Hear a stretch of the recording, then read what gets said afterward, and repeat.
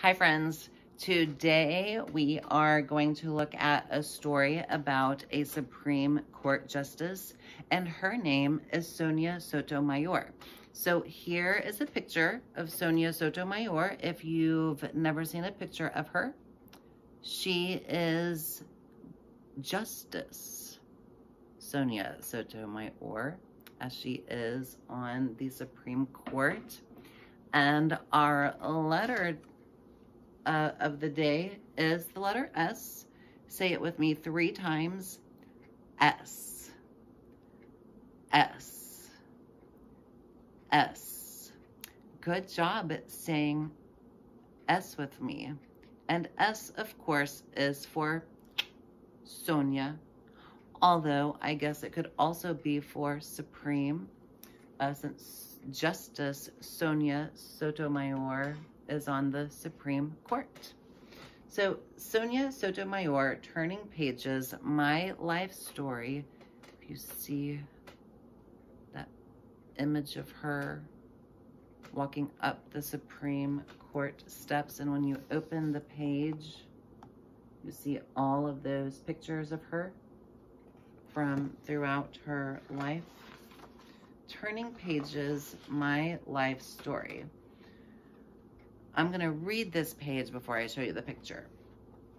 My story is about books, of poems and comics, of law and mystery, of science and science fiction, written both in Spanish and in English. Even though I was born and grew up in New York City, Espanol, Spanish, was the language we spoke at home. The language of Puerto Rico, the island where my family came from. I struggled to learn English. Balancing 2 languages in my head wasn't always easy, but books made learning fun. Reading was like lighting candles, each book a flame that lit up the world around me. What was so special about books? Do written words have unique magic? At each step in my life, I would put together the answer, like pieces to a puzzle. You can see her there. You can see these people reading in that picture. My first memory of the power of words came from Abuelita, my beloved grandmother. Every Saturday, my aunts and uncles and cousins would gather for a party at her home. You can see Abuelita there and little Sonia. After we ate dinner, the crowded little room would be quiet. Abuelita would close her eyes and recite poems written long ago about the tropical land our family had left behind. The words she spoke discharged through the room and sparked memories of her far-away island home. I didn't know how to read yet, but written words, I discovered, were electrical currents that jolted feelings to life.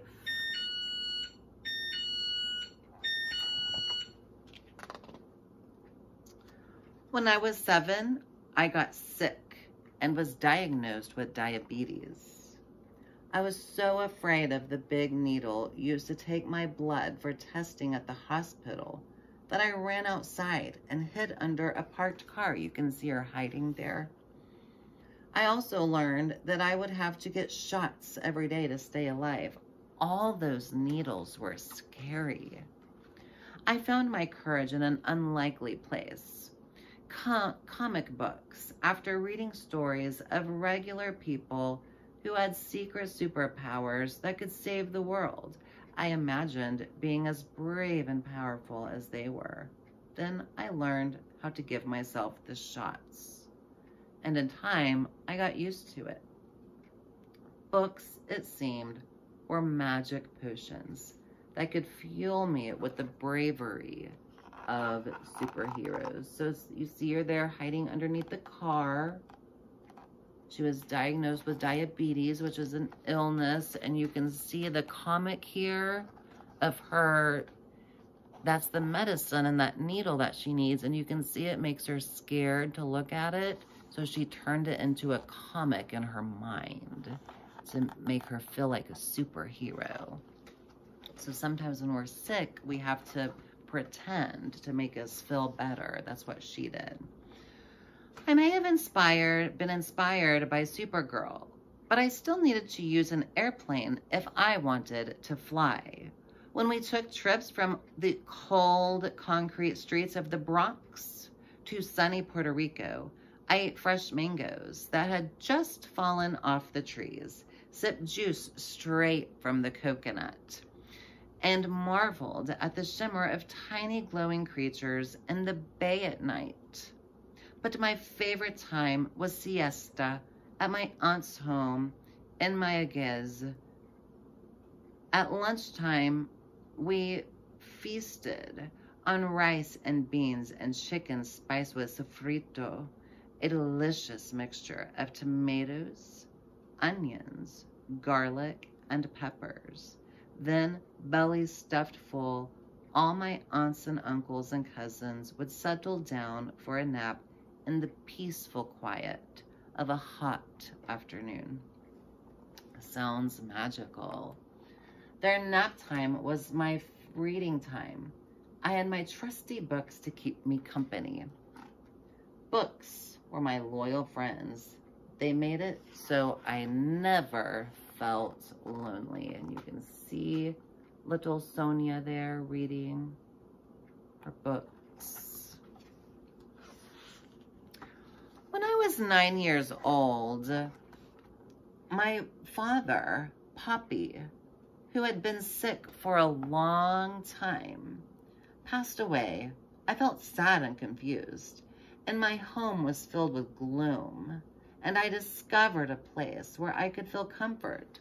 All summer long at the nearby Parkchester Library, I walked through the aisles and touched the musty volumes, and one book after another caught my eye. I read as many books as I could. I wanted to read them all. I was lucky to have a library that was in my neighborhood, walking distance from home.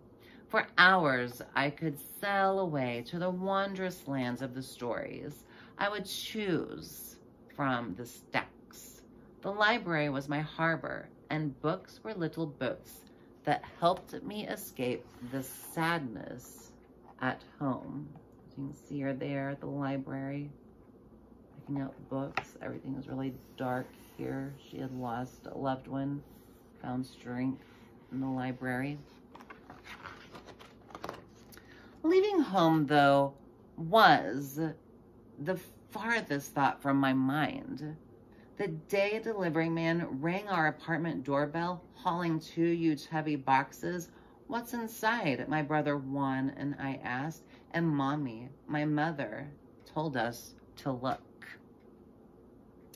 Tearing open the packing tape, we discovered an entire encyclopedia.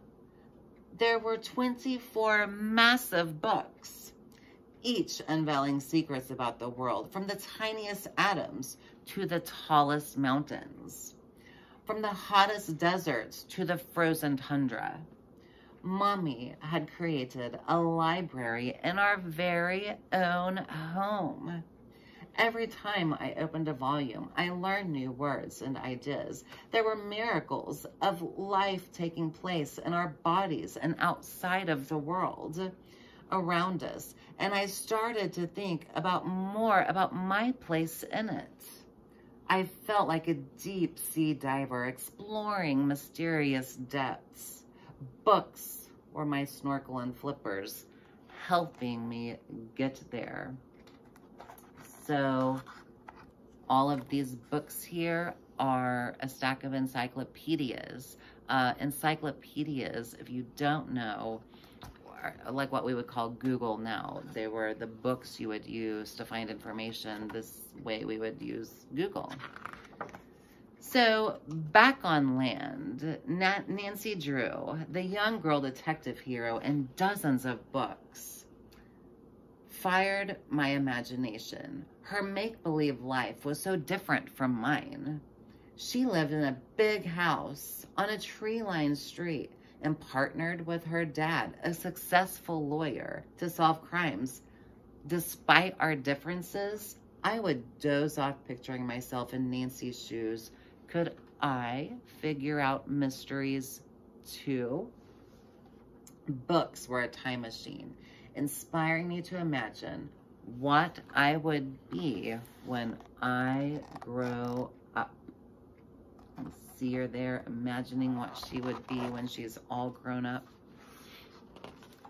When we moved to a bigger apartment in the Bronx, our new home wasn't anything like Nancy Drew's. But Juan and I did finally get our own small rooms. It was really just one larger bedroom divided by a thin wall, but we got to decorate our rooms.